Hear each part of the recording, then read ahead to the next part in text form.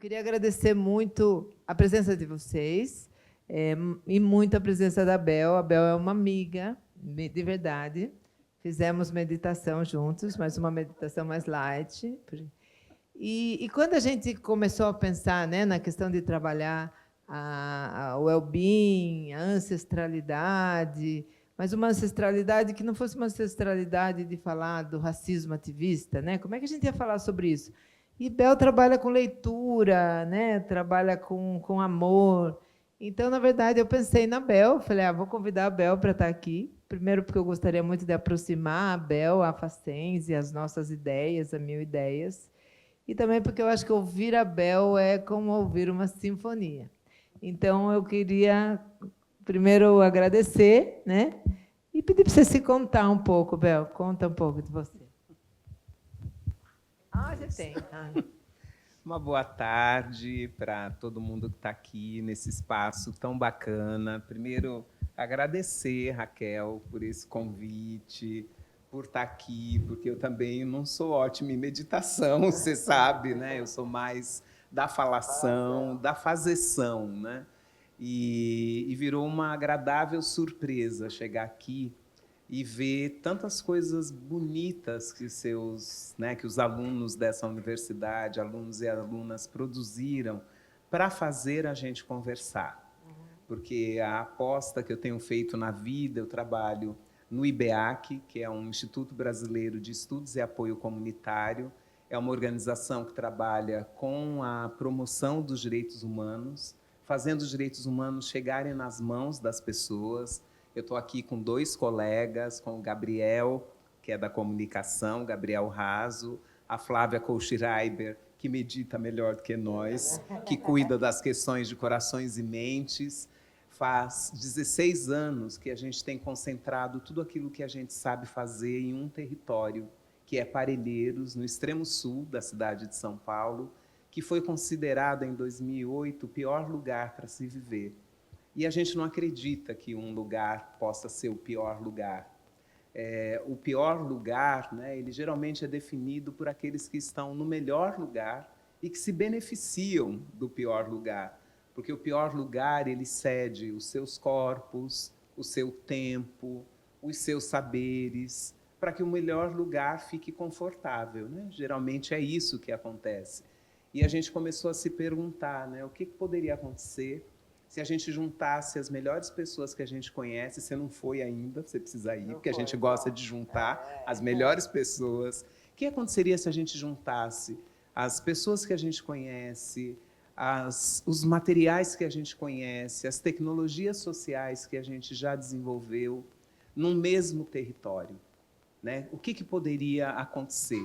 E faz 16 anos que tem acontecido um monte de coisa, né? Por isso que eu tenho fãs. E aí eu preciso, né, agradecer em nome coletivo, porque é uma comunidade procurando palavrear o seu território.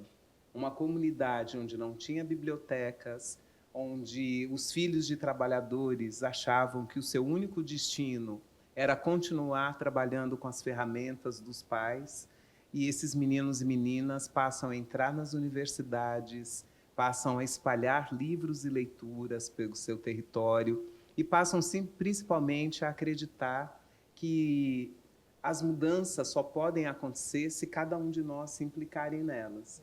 Então, por isso eu fiquei agradavelmente surpresa quando eu vi as várias coisas que os alunos dessa universidade criaram, porque são motivos para se conversar, né? São motivos para olhar. Você entra naquele jardim florido e aí você fala assim, gente, tem tanto caos, né? Estão pondo fogo na floresta, estão pondo fogo nas cidades. Nossa, acabou de chegar um grande amigo que eu não vejo há tempos.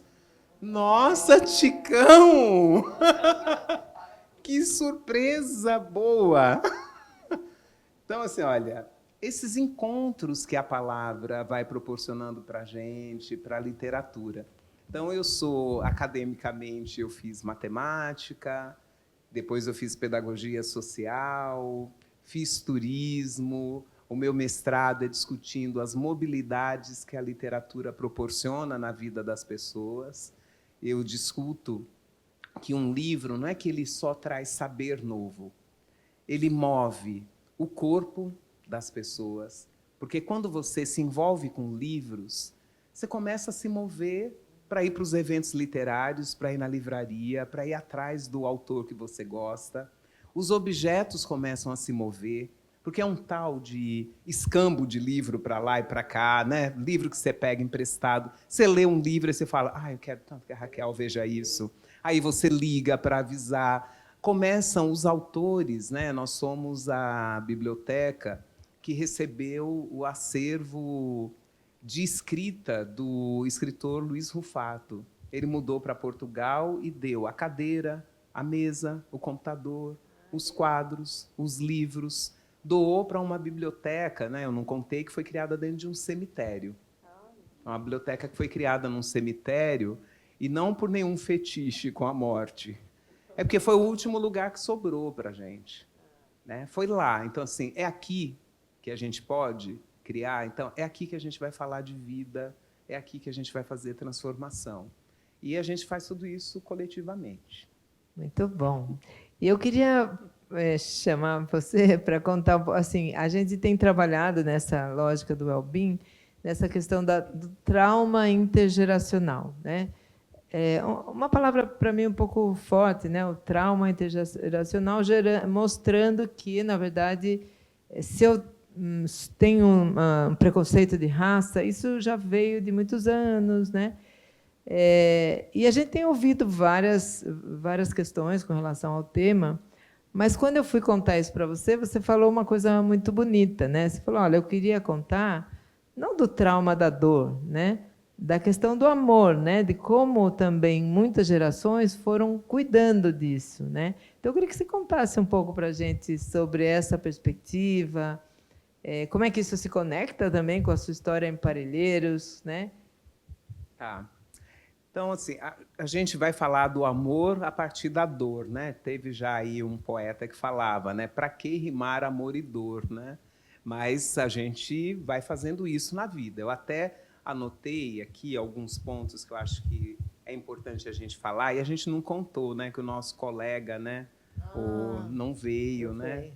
Porque ele não está muito bem. Ele não está passando bem, o Aldino, então ele pediu desculpas e ele não pôde participar, né? Mas a gente pode mandar também todo o material que Aldino produz, né, para as pessoas que participaram aqui. O Aldino, a gente fez uma conversa antes, né, e ele falando dessa importância de discutir a ancestralidade, né, porque tem sido um conceito aí que está também em mutação, né? A gente achava às vezes que a ancestralidade é só aquilo que ficou no passado, né? Mas a ancestralidade ela está conversando com a gente no presente e no futuro. Cada um de nós está se perguntando, né, qual é o meu legado? Né, o que faz a gente continuar trabalhando e não se aposentar quando a gente já poderia ter feito isso? Porque a gente trabalha com assuntos que nos movem e que nos fazem pensar qual é o meu legado. Isso é ancestralidade, é uma ancestralidade do presente, né? Então, quando eu vou falar, né, eu dizia assim, eu quero falar dessa herança de amor, né, porque é uma herança que a gente tem dito, né, nós, as mulheres pretas, a gente tem falado cada vez, né, cada desafio que a gente enfrenta, a gente fala, não posso me dar o luxo de desistir. Em nome dos meus ancestrais, que enfrentaram tantas coisas para que eu chegasse até aqui, não estou podendo desistir, eu preciso continuar. E aí eu anotei alguns pontos, né, antes de falar mais dessa história de amor, né? A Bell Hooks fala muito para a gente do amor na política pública, né? Ela fala, se a política pública fosse pensada a partir do amor, a gente nem precisava brigar por elas, né? Porque o amor ele está num lugar de construção, né? Se não tem construção, se tem destruição, se tem dor, não é amor, é outra coisa. Mas achei importante assim pensar em alguns pontos que me fazem pensar nessa ancestralidade, né, nos traumas de uma ancestralidade. Acho que é importante pensar, né, que nós, as pessoas pretas, a gente descende de uma história de migrações forçadas, né? E chamar isso de migração é algo bem generoso, né? Porque é sequestro, né? Tem um autor que acabou de publicar o primeiro livro dele no Brasil, Jabari Assim, em algum lugar lá fora, ele reescreve a história da escravidão nos Estados Unidos, trocando os substantivos. E isso faz uma mudança tão grande na leitura.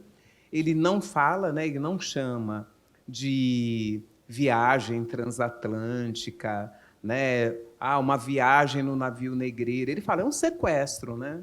Um grupo foi para o continente africano e sequestrou outras. Então, isso já faz uma mudança. E aí ele chama todos os colonizadores, não de colonizador, mas de ladrão.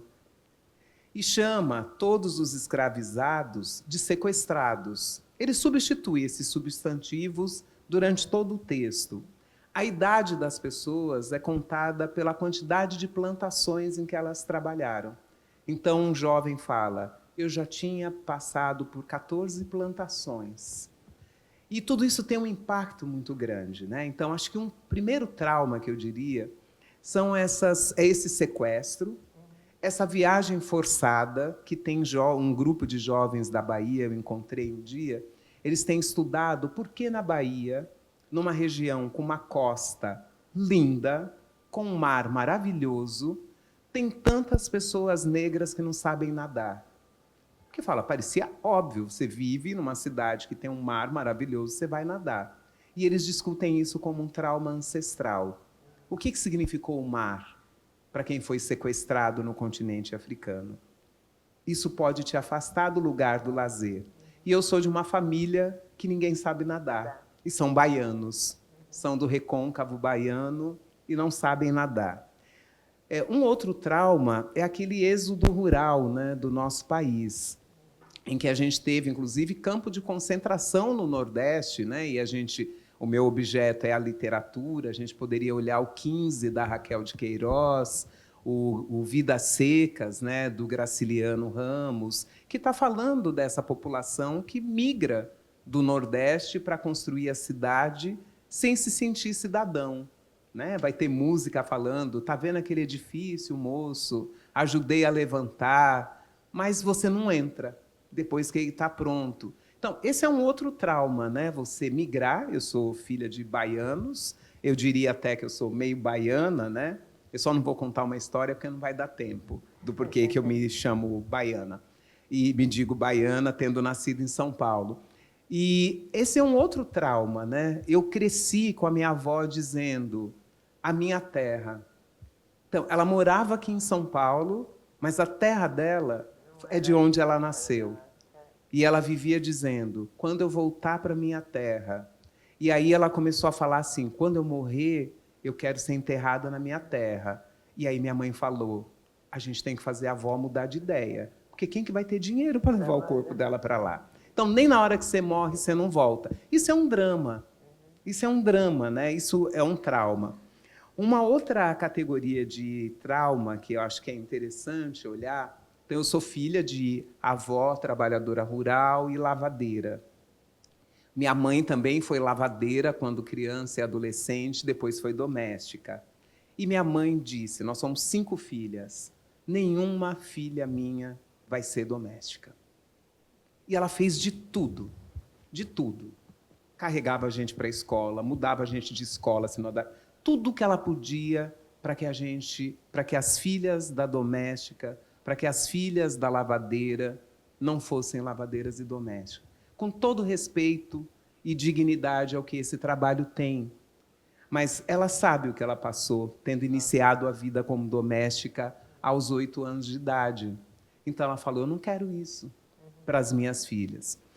Uma outra categoria desse trauma, eu vou chegar no amor, tá? Sim, e tem amor nisso, né? E tem amor nessa mãe, né, que está lá. Minha mãe vinha para casa só no final de semana. A gente ficava com a avó. Com uma avó, né, que estava ali contando histórias para a gente, porque para ela também não era fácil ver essa nora e a outra avó, ver a filha longe dos seus filhos e cuidando dos filhos dos outros. Então, eu lembro do colo da minha avó, rezando a Ave Maria, para que as coisas mudassem na vida. E da minha mãe, vindo para casa e trançando o nosso cabelo e perguntando como a gente estava indo na escola. Isso é amor. É amor dentro de uma situação de um trauma que era o dela. Eu quero que as minhas filhas fiquem juntas e dentro de casa e não tenham que sair daqui para sobreviver.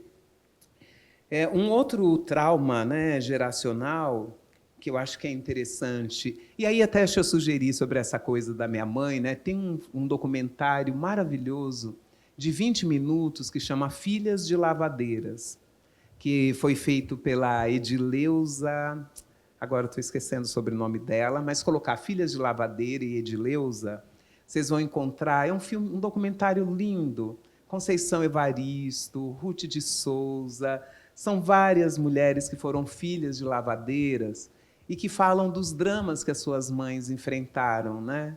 Alguns dramas, né? Alguns traumas. As semanas de chuva, porque parece que é culpa da lavadeira que está chovendo e a roupa não vai secar.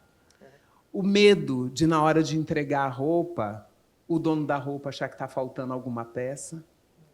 Então, elas vão falando sobre isso, né? E mulheres que ganharam prêmio como a melhor escritora da América Latina, né? Ruth de Souza, né? Grande atriz, e todo mundo com muito carinho, e não com raiva do seu passado. Então, eu quero dizer, há muito amor dentro dessas histórias. Como é que você consegue, nessas histórias, conseguir ter tanto carinho, tanta ternura? Nós estamos aqui numa universidade, aqui tem pós-graduação também? Tem também, Tem né? também, é. E uma coisa que tem me surpreendido positivamente, Raquel, tem sido sempre chegar nas defesas de mestrado e doutorado e a gente vê, né, esses mestres e doutores, mestras e doutoras, agradecendo a mãe que foi buscar no ponto de ônibus, a sopinha que ficou esperando quando chegava da faculdade, os irmãos que se juntaram, às vezes, para poder conseguir comprar uma roupa, porque o dinheiro que tinha era todo usado para comprar livro, a tia que recebeu e hospedou porque era o lugar mais perto da universidade. Então, há tanta gratidão a esses e essas que vieram antes. Isso é tão bonito. E a gente não via isso porque parecia que a pós-graduação não era um lugar para essas pessoas. Então, por isso eu digo assim, há muito amor dentro dessa história tão dolorida. E é muito bonito, né, escutar, Abel. Alguém quer falar alguma coisa? Eu posso continuando, mas talvez, se vocês quiserem trazer alguma pergunta, alguma inquietação, mas eu vou continuando, tá? Eu queria dizer para você assim que, por exemplo, hoje eu já fui do grande social e agora eu sou professora, né? Que chique! Que chique, mas não é chique, enfim. Mas a gente se depara com outros olhares, né? São olhares que vêm de várias. Então, trabalhar com o IBEAC, trabalhar na comunidade, né? Trabalhar com as bibliotecas, de alguma maneira, por mais que seja complexo, a gente tem talvez um olhar mais homogêneo, uma vivência mais homogênea, né? Vir para a universidade, a gente recebe, no fundo, pessoas que vêm de diferentes lares, diferentes realidades, e, às vezes, esse olhar, né, da raça, da ancestralidade, são coisas que não conectam, não chegam, né? Ou se chegam, chegam de uma maneira talvez mais raivosa ou mais preconceituosa, não sei como dizer. Então, eu não sei se você já teve essa experiência com jovens dentro de um espaço universitário, porque existe também essa questão, né? Assim, eu acho que quando a gente foi discutir, que você falou, não, mas olha, tem muito amor aí, né? O amor da lavadeira, né? Então, tem uma questão da raça, do sequestro, mas tem a questão de que durante o sequestro, rolava sequestro, mas rolava muito carinho, muito amor. E aí eu fico imaginando que talvez não sei como transmitir, sabe? Não sei como fazer com que, dentro de um ambiente universitário, também role carinho e amor para essas questões. Ou talvez se possa mudar as lentes, né? Então, não sei se você tem alguma experiência ou alguma dica. Olha, até nesse livro que eu estava falando, né, do Jabari Hassan, que é pela editora Instante, tem uma coisa muito bonita, porque é um livro sobre o amor, né? É um livro em que se mudam os substantivos, né? Então, são chamados de ladrões, de sequestrados, de sequestro. Mas uma das fazendas, o dono, ele quer estudar a resistência negra, à dor e à força. Então, ele fica olhando como é que aqueles homens negros trabalham e vendo o quanto eles resistem de dor, de castigo. E um deles, né, o que ele faz? Né? Ele fala, eles acham que a nossa história é uma história só de dor. Eles nunca vão saber como é que a gente cheira o cabelo um do outro, como é que as nossas mãos se tocam, como é que a gente cuida da ferida um do outro, como é que a gente se ama. Isso os ladrões nunca vão saber. Então, é muito importante a gente pensar como é que a gente recupera e cria situações de troca e de afeto. Tem coisas que são bem objetivas, né, Raquel? Eu sou a primeira universitária da minha família, que deve ter outras pessoas que passam sobre isso, essa experiência, e sabe como é desafiador, né? Você não tem exemplo, né, para olhar. Como é que você estuda? Uma coisa é você crescer vendo as pessoas da sua casa parando para fazer o fichamento de um livro, pedindo silêncio porque vai estudar para uma prova. E uma outra coisa, você nunca ter vivido isso.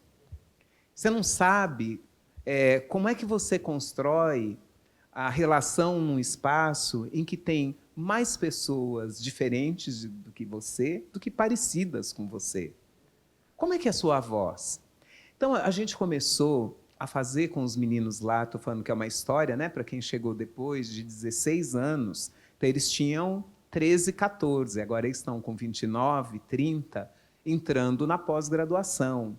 E a gente batendo na tecla, vai fazer uma pós-graduação seriamente, com um projeto bacana, dentro da diversidade de áreas, não precisa todo mundo ser professor, não precisa todo mundo ser assistente social, porque o nosso lugar é onde a gente quiser. A gente precisa de arquiteto, precisa de engenheiro, precisa de médicos, precisa de pessoas na moda. Então, esse é um desafio que a gente está vivendo agora, porque eles querem pensar áreas que são mais próximas da social, que são aquela área que transformou as suas vidas.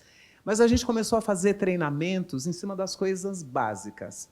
Como é que você fala num lugar em que você não foi convidado, em que você só está lá porque muita gente tem empurrado a porta para você chegar lá, que é a nossa realidade com a universidade, com os espaços de gestão pública.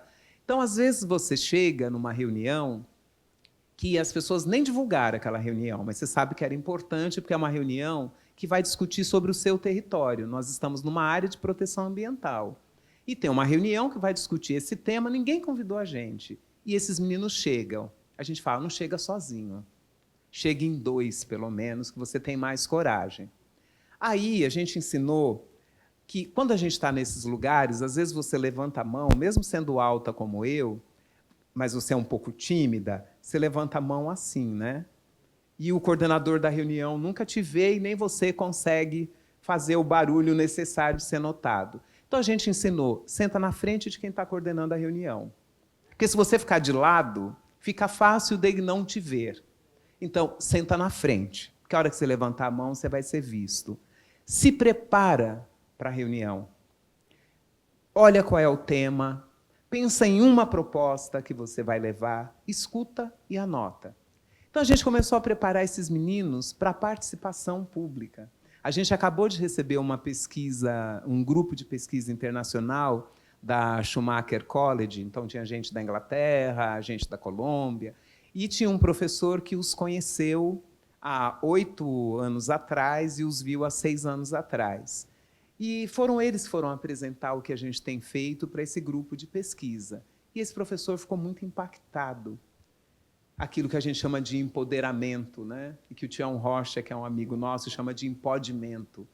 Esses meninos pegam o microfone, falam, explicam, defendem o seu território, hidratam o futuro, porque acho que isso é importantíssimo, a gente não ficar parado no passado, a gente tem que olhar para o passado, sankofa, né? Olhar para o passado a partir de onde a gente está e mirar o futuro e hidratar muito o futuro. Porque está fácil acabar com o futuro da gente.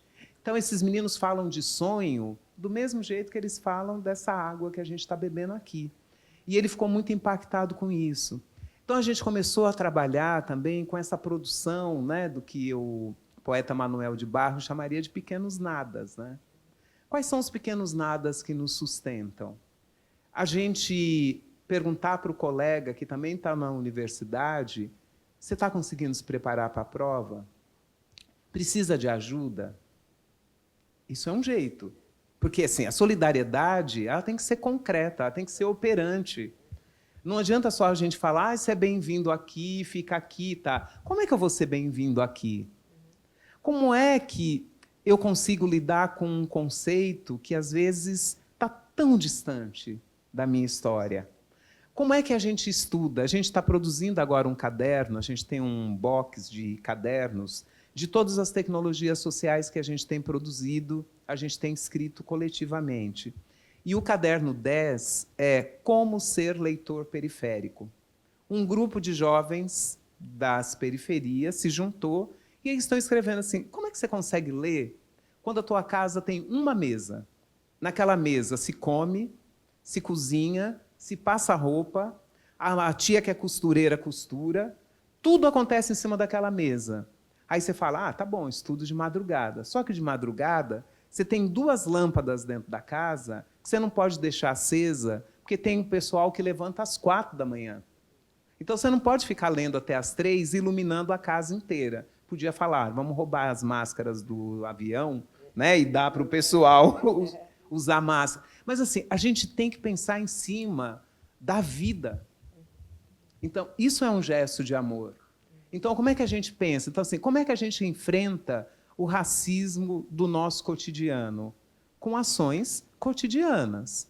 Então, uma das ações cotidianas é aprender a escutar a dor de quem está dizendo que está se sentindo discriminado. E, às vezes, a gente não aguenta ouvir. A gente fala: gente, deixa para lá, vai, gente aqui, todo mundo legal, vamos tomar um café, deixa para lá. Então, a primeira atitude cotidiana é: vamos escutar. E aí depois pensar: como é que a gente sai dessa de um jeito concreto e amoroso? Porque a gente poderia sair quebrando tudo. Então, eu tenho sorte de trabalhar com a literatura, né, que é um conteúdo muito amoroso. Mesmo as poesias que falam de dor, elas estão dizendo de dor com metáforas, elas estão dizendo dessa dor, né, a escrevivência de Conceição Evaristo. Ela diz: a minha palavra, né, o meu escrito, minha escrita, não é para adormecer os da casa grande, mas é também para acordá-los dos seus sonos injustos. Então, pelo menos, a gente precisa ouvir. E tem um outro autor, eu posso ler? Eu estou falando demais. Vocês, né? autorizam ela a ler? A gente está lendo bastante, falando bastante. As meninas já avisaram que a gente tem 15 minutos, Raquel. Avisaram onde? Avisaram lá atrás, elas levantam um cartaz. Lá, eu não prestei atenção. Você não está nem olhando para isso. É que eu estou focando aqui na câmera para ele não me pegar meu papo aqui. Não, a gente fez um combinado aqui. Ela não queria que pegasse o papo e eu tô com um probleminha no olho que está inchado. A gente falou: dá certinho, a gente olha uma para outra e pega o nosso melhor ângulo. E aí, quando a gente vê na semana que vem, a gente está se achando linda, né? Não é? Vai dar tudo certo. 15 minutos, então.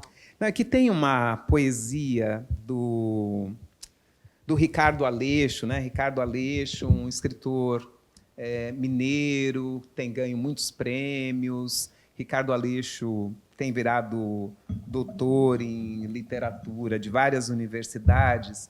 E ele fala, tem uns versos dele que ele fala sobre a palavra, e ele diz, né, que muitas vezes o que a gente ganhou é só a palavra, né? Então, essa palavra ela precisa circular, né? Essa palavra ela precisa girar. E tenho certeza, a poesia ela traz uma possibilidade para a gente, a literatura e a poesia, da gente entrar dentro dos conteúdos difíceis com uma leveza. Com uma leveza porque a literatura, ela vai dar para a gente, eu estou procurando aqui, vocês estão vendo, né? Palavrear, achei, 109. Ela dá para a gente a possibilidade de não trazer uma única verdade sobre as coisas. Ela é só mais uma verdade. E a gente tem que aprender a discutir as coisas, né? Eu e o Gabriel, que está aqui, o Gabriel Raso, a gente faz parte de um grupo que chama Literatura e Direitos Humanos, porque a gente diz, né, que toda literatura nos possibilita de discutir direitos, né? O primeiro dele é o direito humano à literatura, porque acharam que a literatura não era um conteúdo para os filhos dos trabalhadores braçais, né? Era só para quem tinha mãos sem calos. E quando a gente pega essa literatura e fala, olha, a gente tem o direito à nutrição cultural, a gente tem o direito de ouvir um grupo indígena trazendo a sua música, a gente tem o direito humano a ouvir uma orquestra. Então, a gente está dizendo que a nutrição cultural ela é essencial para a nossa vida.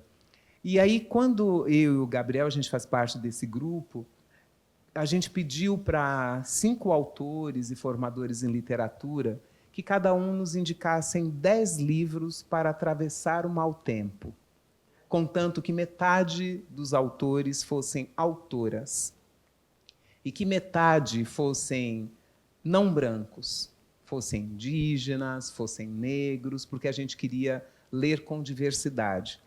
E a gente mudou os índices de leitura do nosso país, porque há um Brasil que lê e que a gente não conhece. Se a gente olha, né, para as estatísticas, a gente vai ver que nós lemos 3 livros por ano, em média, 3 livros incompletos, e o mais lido é a Bíblia.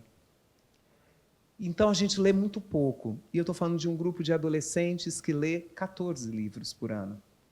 Então, há um Brasil que lê e que a gente ignora. Há um Brasil dos saraus, há um Brasil que traz, né, o que o Racionais MCs trouxe até hoje. Textos literários, mas que a gente fala, esse pessoal, só barulho. Então, a gente precisa escutar que palavras, né, que estão circulando por aí. Acho que esse é um jeito de enfrentar os traumas. E aí eu vou trazer Ricardo Aleixo, que eu amo esse poema dele, sobre palavrear. Minha mãe me deu ao mundo, e sem ter mais o que me dá, me ensinou a jogar palavra no vento para ela voar. Dizia, filho, palavra tem que saber usar.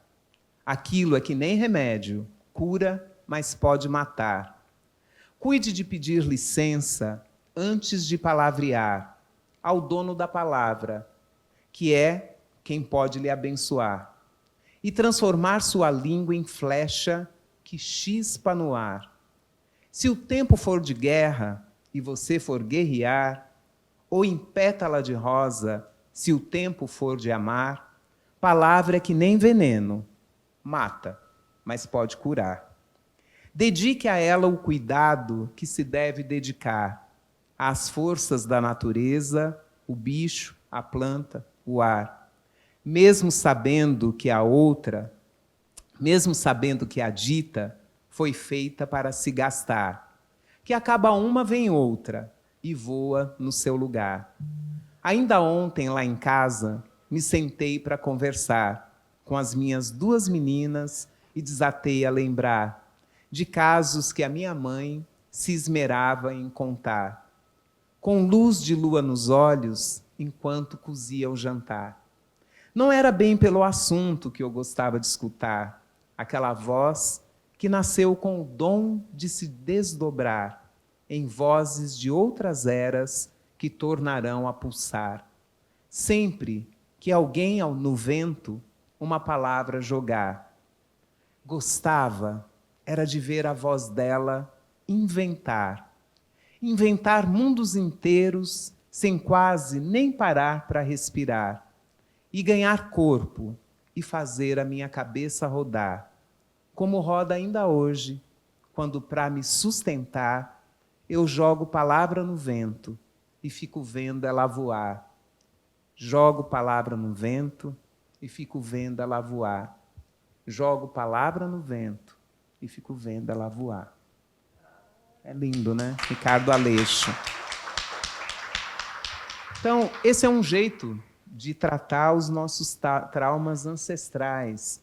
E quando a gente vai falar, né, dos traumas intergeracionais, né, a gente vê cada vez mais as jovens, os jovens, fazendo deferência, né, agradecendo as que vieram antes, que permite que hoje os mais jovens possam escrever poesia, né, possam falar de futuro. Né, a gente vê todas as declarações de amor a Sueli Carneiro, que a gente conhece, né, a Cida Bento, a Luiz Cuti, a Conceição Evaristo, e tem que fazer isso mesmo, sentar, né, fazer os mundos se encontrarem, porque não vai ter futuro se a gente não aproveitar, né, esse saber que veio antes. Né, uma pergunta, eu tenho perguntado muito para minha mãe e para o meu pai, muito, agora que eu tenho dedicado um dia da semana para eles, há alguns anos, e eu quero saber, assim, como vocês conseguiram? Como vocês fizeram para criar 5 filhas? E, às vezes, a gente achou que esses saberes valiam menos, né? Porque o saber estava aqui dentro e não fora.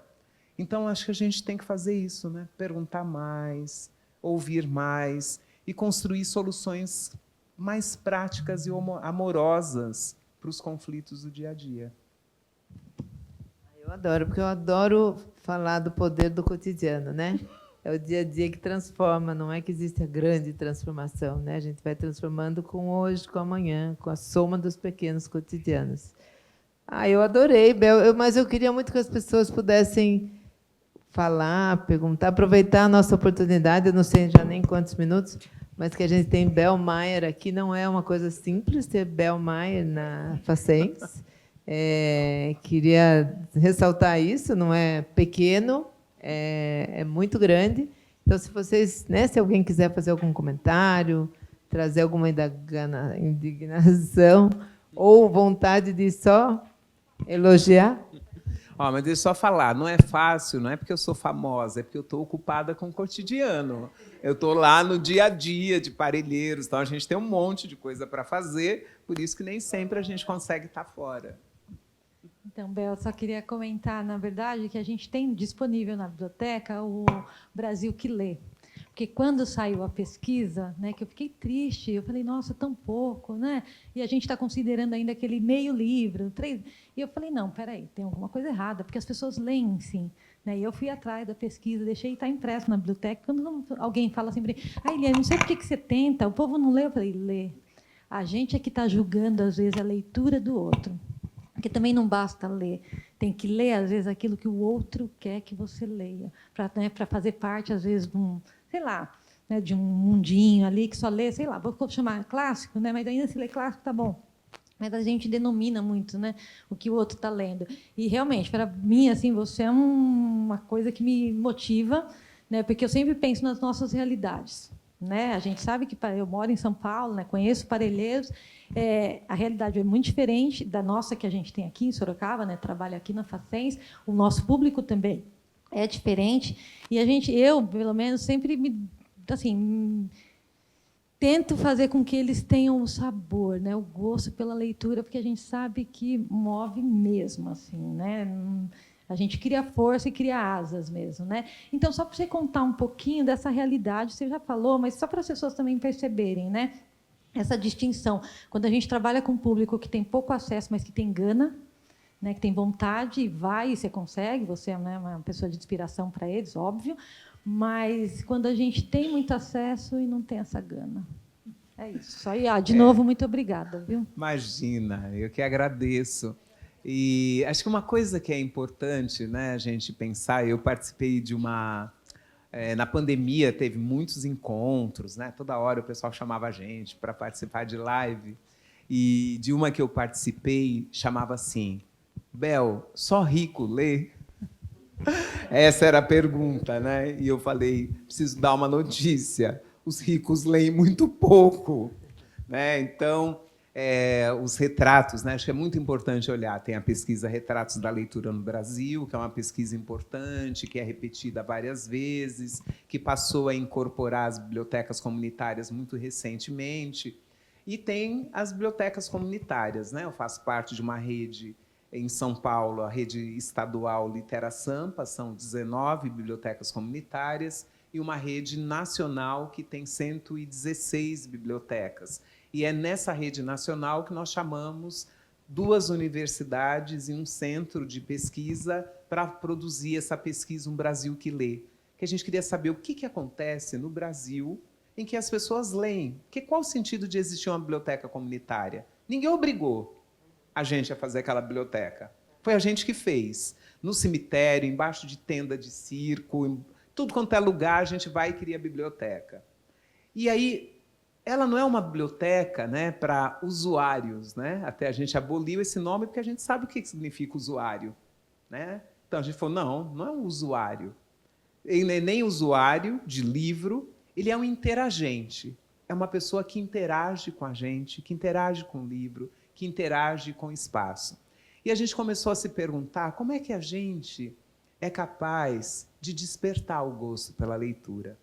Porque também não é que as pessoas elas chegaram já procurando, nossa, uma biblioteca, que bom, eu nem sabia que eu precisava de uma biblioteca. Não, elas não sabiam que elas precisavam de uma biblioteca. Então, a primeira atitude é levar o livro onde a vida acontece. Então, os livros começaram como pílulas de leitura, numa unidade de saúde em que a Flávia, que está aqui, a Flávia Kohlschreiber, era gerente. E a gente falou, a gente quer distribuir pílula de leitura no momento da espera da consulta. Depois colocamos o livro na mão dos médicos, para eles entregarem junto com o receituário. E aí o livro movimenta, as pessoas começaram a perceber que não tinha dentista na comunidade. Elas lutam pela vinda do dentista, o dentista veio, precisava de uma sala. Aí foi para a salinha da biblioteca. E eu falo que foi assim que a gente partiu daquela para uma melhor. Aí a gente foi para o cemitério, que ficava atrás da unidade de saúde, e aí falaram, a casa do coveiro está desocupada. E a gente foi para a casa do coveiro. Mas aí você imagina, uma comunidade que não tinha biblioteca até 2010. Aí você queria uma biblioteca no cemitério? Quem quer ir para cemitério, gente? Então a gente fala assim, essa biblioteca ela tem que ir para a rua.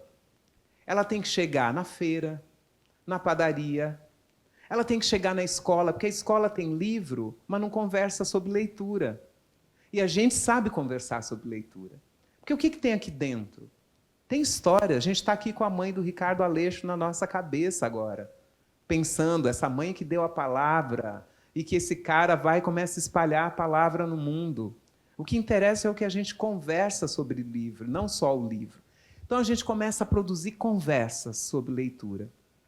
E nessas conversas a gente fala, a gente precisa de muitos interagentes. E a gente falou, né, aqui a gente está falando de intergerações. A gente fala assim, olha, se tem alguém que todo mundo quer ser, é jovem. Criança quer ser jovem, velho quer ser jovem. Então a gente falou, a gente precisa dos jovens para conversar com essas gerações. Então a gente começa a transformar os jovens em mediadores de leitura, porque eles estão no meio das gerações. Então são esses meninos que começam a conversar sobre literatura, declamar poema na escola, na rua, fazer cortejo de leitura e também ler para suas mães e para suas avós. A escritora Carolina Maria de Jesus, né, a autora de Quarto de Despejo, de Diário de Bitita, ela morreu em Parelheiros. E os moradores de Parelheiros não conheciam Carolina. Eles não conheciam, porque como é que os livros iam espalhar na vida daquelas pessoas que gastam o dia indo limpar a casa dos outros no centro da cidade? Então a gente começa a espalhar Carolina na vida das mães e das avós. Eu lembro do dia que a gente fez um encontro, a gente queria fazer, tipo essas coisas que você inventa, Raquel. A gente falou, vamos fazer um sarau na escola, um sarau Mulheres na Literatura. Então a gente quer ler Carolina, Clarice Lispector, Alice Ruiz. Eu não sou da literatura, né? Eu sou matemática de formação. Então, catei minhas amigas que eram da literatura, falei, alguém precisa ensinar essas coisas para os meninos. E a gente falou, vamos fazer um sarau. Não, sarau na escola de sábado, ninguém vai. A gente falou, gente, a gente não vai? Se os outros não forem, a gente faz com a gente. Foram mais de 400 pessoas. Mais de 400 pessoas que se dividiram nas salas, e aí eu estava na roda sobre Carolina.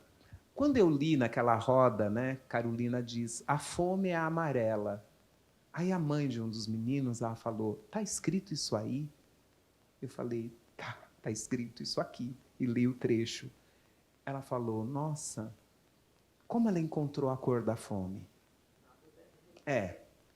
Então, quando você traz isso para a vida de uma pessoa, você está trazendo uma nutrição cultural, não é só a fome. Então, ela falou, você me empresta o livro? E eu tenho, claro, outras versões de Quarto de Despejo, mas aí eu tenho essa versão, que é uma das mais antigas, e que tem marcado o nome de várias pessoas. Porque nós nos colocamos um compromisso. Todo mundo que ia visitar a nossa biblioteca, a gente perguntava, você conhece Carolina Maria de Jesus? Iam escritores super famosos lá, porque é uma biblioteca no cemitério, ela desperta atenção pelo inusitado. As pessoas falavam, nossa, cemitério? Cemitério. E aí as pessoas começavam a ir lá. E a gente falava, você conhece Carolina? Não conhecia. A gente fala, você pode ler um trecho e a gente vai gravar? Então, a gente tem aqui um monte de gente que leu e eu escrevia o nome ao lado. Porque a gente falou, qual é o nosso compromisso? Olhar para as estantes, quando você fala isso, né? Também de ler outras leituras. Né? Todo mundo pode ter um livro, já desligou, quer dizer que acabou. Né? Não, acho que eles falaram, acabou, deu tempo, desligou. Entendi, gente, tá certo. Mas só terminar essa frase. Aí eles... a gente falou assim, eu gosto de dizer, né, eu faço muita curadoria para o Teatro Municipal, curadoria para o Instituto Moreira Salles. Né? E nessas curadorias eu falo sempre assim, a gente precisa olhar para as estantes, para os palcos, para a plateia e nos perguntar, quem não está aqui? Porque a resposta mais fácil seria dizer, as pessoas não vêm porque elas não querem. Aí a gente tem que saber quem não está. Olhar para a estante da nossa biblioteca, quem está faltando? A gente tem os autores da nossa vizinhança? A gente tem diversidade aqui na nossa estante? Vamos olhar a nossa programação. Quem não veio? Quem a gente esqueceu de chamar? Aí não precisa ficar sofrendo um trauma ancestral. Mas, assim, o ano que vem, como que a gente amplia essa diversidade? Então, é isso que a gente tem feito com a literatura.